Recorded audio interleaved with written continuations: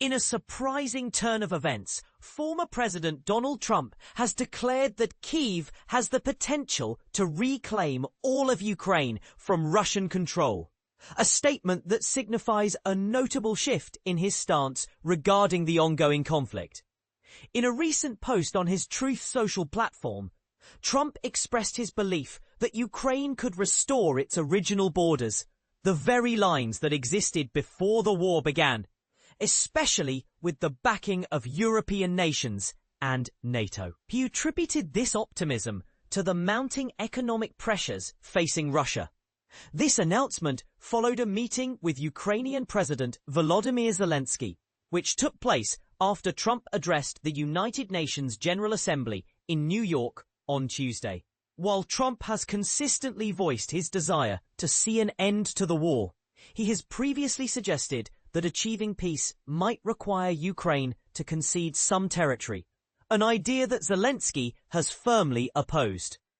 In his post, Trump went on to suggest that Ukraine might even be able to extend its territorial claims beyond its original borders, although he did not elaborate on what he meant by that.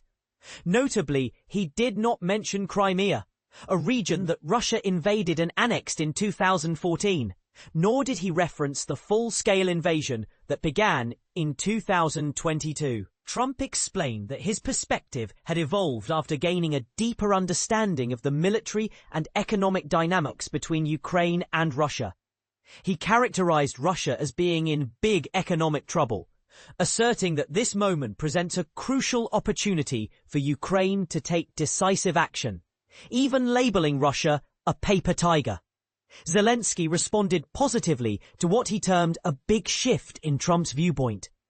Speaking to reporters at the UN, he indicated that he believed the United States was prepared to offer Ukraine security guarantees once the conflict concludes.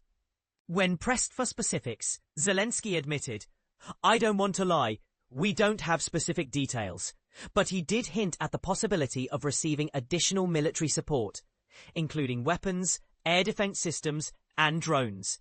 Earlier that same day, following his UN speech, Trump also suggested that NATO countries should take a firmer stance by shooting down Russian aircraft that violate their airspace.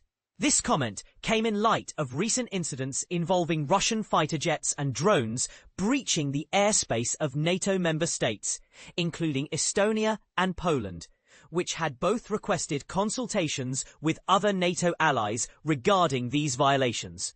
Romania also reported incursions by Russian drones.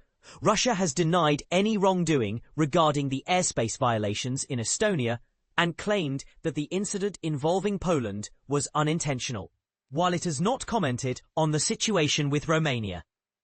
When asked whether the United States would support its NATO allies in the event they decided to shoot down Russian planes, Trump responded that it would depend on the circumstances. He praised NATO for its increased defense spending, noting that member nations had agreed to raise their military budgets to 5% of their economic output by 2035.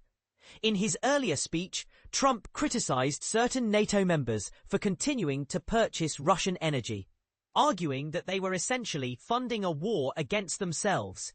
This latest post on Truth Social marks a significant departure from Trump's earlier assertions throughout the year, where he painted a bleak picture of Ukraine's situation. Back in February, during a heated exchange with Zelensky in the Oval Office, Trump had stated that he did not have the cards right now to help Ukraine prevail against a larger adversary in a protracted conflict. Before his discussions with Russian President Vladimir Putin in Alaska last August, Trump had mentioned his intention to negotiate for some territory to be returned to Ukraine. But he cautioned that this might involve some swapping, changes in land.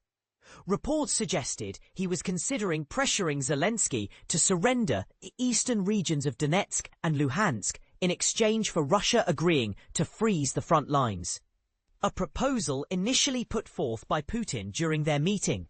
While Trump has frequently threatened to impose stricter measures on Russia, he has yet to take any concrete actions in response to the Kremlin's disregard for his deadlines and threats of sanctions. This unpredictability has long been a hallmark of Trump's foreign policy approach, and this recent shift may be an attempt to revitalize peace negotiations that have stagnated since his summit with Putin. Perhaps the most significant aspect of Trump's recent post is his assurance that the United States would continue to supply arms to NATO, which could then be transferred to Ukraine. While this commitment does not mirror the seemingly open-ended support that the Biden administration has provided, it represents a more substantial level of engagement than Trump has shown at various points throughout the year.